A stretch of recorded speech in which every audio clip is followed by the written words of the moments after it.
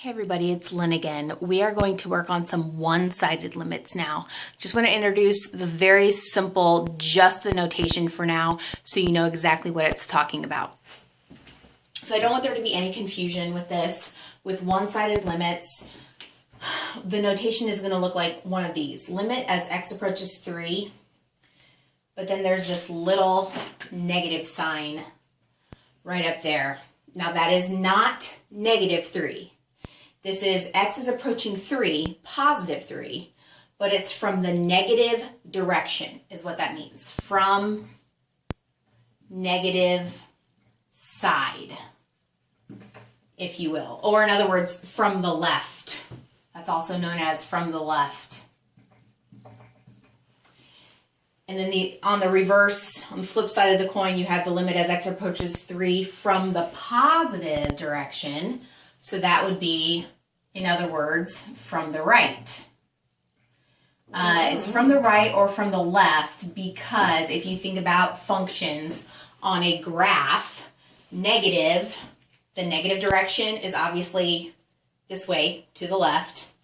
Positive direction is coming in from the right. So when you see something like this graph, and we're going to say the limit as x approaches 3, let's say in the first case, from the left. That means on this graph, you're looking at this curve. X obviously equals 3 right there. So the one-sided limit from the negative direction or from the left would mean you're following this curve coming in from the left. And the limit, remember the limit is the y value.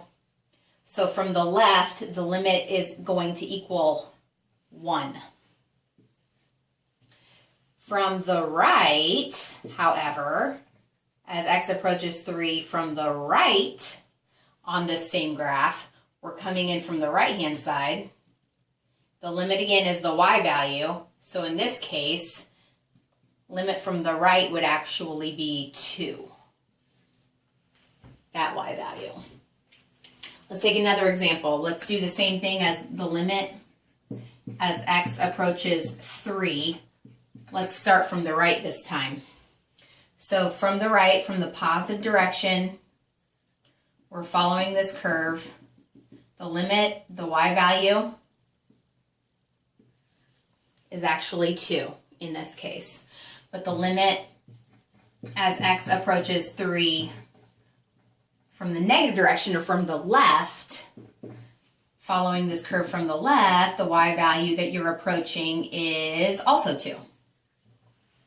So in this case, if you go back and remember the whole idea of approaching what y value from both sides, in this case, the y value we are approaching from both directions is 2. Therefore, the overall limit as x approaches 3 is 2. That limit exists. Back on this first one, coming from the left, the limit was equal to 1. Coming from the right, the limit was equal to 2. They were approaching 2 different y values from the different directions. Therefore, the overall limit in this case would not exist. Okay, so just kind of keep that straight. But like I said, I just wanted to really make sure you always understand what these little negative and positives, because I hear a lot of questions about that. I hear, does this mean this is negative 3? No, that is not negative 3. Let's just kind of write a couple more instances, because this is the stuff that people overlook and confuse on quizzes and tests. So like if I say, let's just look at the limit as x approaches, let's say negative 4, versus the limit as x approaches negative 4 from the left. See the difference there? The negative 4 makes the 4 an actual negative. So on a graph, we're talking about the number over here, right? That is the number negative 4. When you have a negative sign up there, that means what is the one-sided limit coming in from the left side, from the negative side, if that makes sense. So I really just wanted to take this chance to emphasize the importance of just the notation so you don't screw something like that up on a quiz or a test. So let me know if you have any questions on this. Thanks.